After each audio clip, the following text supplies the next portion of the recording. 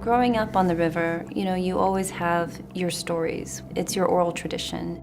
And it's essentially how our elders tell their stories that have been told to them, that have been told to them. My name is Ingrid Stevens. My Yupik name is Achbak, and I'm from St. Mary's, Alaska. Most of our subsistence way of life is based on our ability to traverse through the water.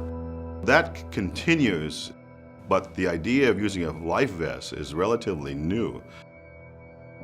English name, Gregory Nostein. Inupiaq name, Tanwuna. Raised in Nome. My name is Kelly Toth, and I'm with the Alaska Office of Boating Safety. I'm based out of Anchorage, Alaska, but travel all over the state. Jaylene Wheeler from Alaska Native Tribal Health Consortium Injury Prevention and I often would brainstorm. What could we do? What are some initiatives? What are some of the messages that we could do to promote boating safety throughout our state? And the two of them just putting their heads together thinking, how do we create these safety messages? And how do we make it translatable, not only culturally, but linguistically? How do we make these safety messages work?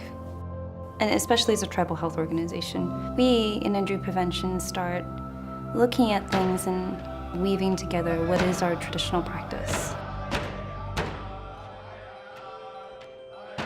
I'm Sophie Irilana Tunganek Notstein, was born and raised at Cape Prince of Wales, Alaska.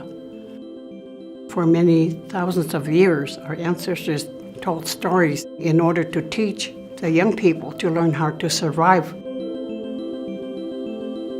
If we're composing songs for successful hunts, just chopping wood. There's songs about traveling to Los Angeles, the first plane they ever saw. Why not wearing a life vest? And I asked our elders and our dance group, they said, well, yeah, go ahead. Go ahead and try it. We are Kingikmiut singers and dancers of Anchorage, descendants from the native village of Wales. I asked my mother, what is the Inupiaq phrase for kids don't float? Mom said, we don't really have one after pondering it. Let's get clarification from my sister, and we called my aunt up in Nome and had her on speakerphone. She said, kids don't swim. Trying to say, how do we make a melody out of that? We had some fun with it. We didn't think it was going to go very far, but we had fun with it. And when we debuted it at the Wales Dance Festival, the kids came out, and a couple of the other dance group members from the other dance group, we thought, yay, we got some participation. But at the end of the song, the place erupted, and we were unprepared for that applause. And it was just like, it took over the gym. And we all kind of looked at each other and went, whoa. And it kind of took on a life of its own after that, I think.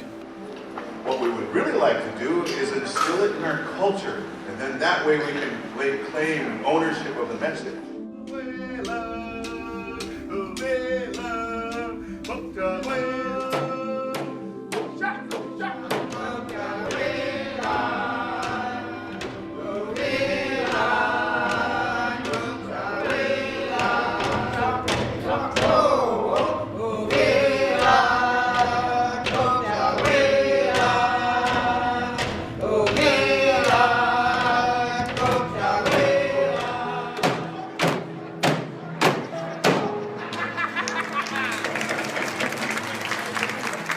Celebrating Native wellness through humor, music, and art.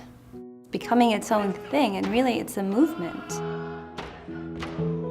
It's exciting when I see my grandkids, great-grandkids getting excited to start doing the dances.